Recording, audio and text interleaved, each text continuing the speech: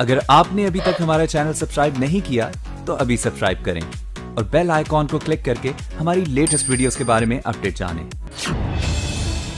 उपचुनाव में कम मतदान ने बढ़ाई चिंता। हर पार्टी का माथा अब ठनक रहा है। कम मतदान ने सारे समीकरणों पर फेर दिया पानी। अब हार जीत को लेकर फिर लगने लगे कयास। कहीं भी नहीं दिखता आमने सामने का मुकाबला। हर जगह बहुकोणीय जंग के दिख गए कल से आसार। उत्तर प्रदेश की 7 विधानसभा सीटों पर मंगलवार को हुए उपचुनाव के मतदान का प्रतिशत कम रहने से उम्मीदवारों की धड़कनें बढ़ गई हैं। मतदाताओं के रुझान को देखते हुए कहीं सीधी टक्कर दिखने के आसार नहीं दिखते। हर जगह बहुकोणीय मुकाबले जैसे हालात बन गए हैं। वोटर्स में उत्साह नहीं दिखने की एक वजह कोरोना संक्रमण का खौफ भी माना जा रहा है, लेकिन वोटिंग कम होने से चुनावी नतीजों को लेकर आशंकित प्रमुख दलों के द्वारा अपनी अपनी बढ़त के दावे भी लगातार किए जा रहे हैं, लेकिन वो किस आधार पर ये कहना मुश्किल है। उत्तर प्रदेश में साल 2017 के आम चुनाव से तुलना करें तो 10% कम मतदान होना कई सवाल भी खड़े करता है।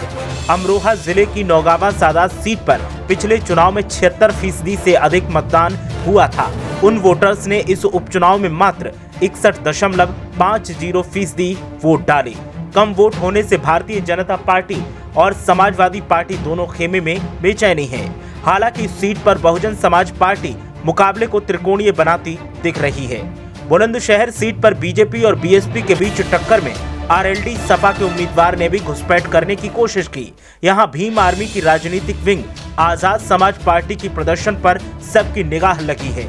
टूंडला सीट पर पिछले चुनाव में कम मतदान हुआ, लेकिन यहां बीजेपी, सपा और बीएसपी के त्रिकोणीय संघर्ष का परिणाम जातीय समीकरण बनने से बिगड़ना तय हो गया। उन्नाव जिले की बांगरमऊ सीट पर मतदान से एक दिन पहले कांग्रेस की पूर्व सांसद अनु टंडन का पाला बदलकर सपा की साइकिल पर सवार हो जाना किसका गणित बिगाड़ेगा, ये कहना अभी मुश्किल है। हालांकि बीजेपी को यहां 2017 जैसा चमत्कार होने की उम्मीद है, लेकिन वो भी बहुत कम।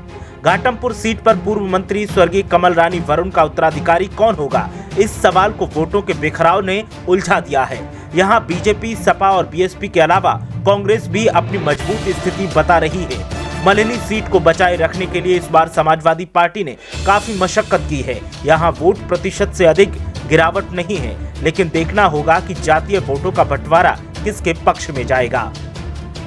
देवरिया सीट पर बीजेपी की राह में बागी निर्दलीय उम्मीदवार कितना बैरियर बनाते हैं वो देखना दिलचस्प होगा। ये बाद में पता चलेगा।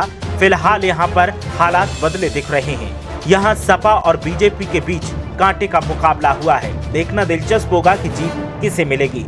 7 सीटों पर जिस तरीके का मतदान प्रतिशत निकलकर सामने आया है वो कई सवाल खड़े करता है। भले ही राजनीतिक पार्टियां अपनी अपनी जीत की दंड पेल रही हों, लेकिन चुनावी नतीजों से तय हो जाएगा कि किसके दावे सच साबित होते हैं। चुनावों का बहिष्कार और मतदाताओं की नाराजगी इस कम प्रतिशत को साफ दर्शाती है और बताती है कि चाहे सत्ताधारी पार्टी हो या विपक्ष, दोनों ही पक्षों से आवाम नाराज है और आवाम अपना गुस्सा जाहिर कर रही है। इस गुस्से को अगर अभी कंट्रोल नहीं किया गया, इसको मैनेज करने की कोशिश अगर अभी नहीं की गई, तो 2022 में सभी दलों के लिए ये गुस्सा परेशानी का सबब बनेगा और सियासी दलों को बड़ा नुकसान उठाना पड़ सकता है। इसलिए जीत की दंड पेलने से ज्यादा ये सोचने की जरूरत है कि आखिर कम मतदान प्रतिशत के पीछे वजह क्या है, और इसके लिए अभी से मंथन शुरू करना होगा और साथ ही रणनीतियों में बदलाव भी करना होगा, वरना आईना जनता जरूर दिखाएगी।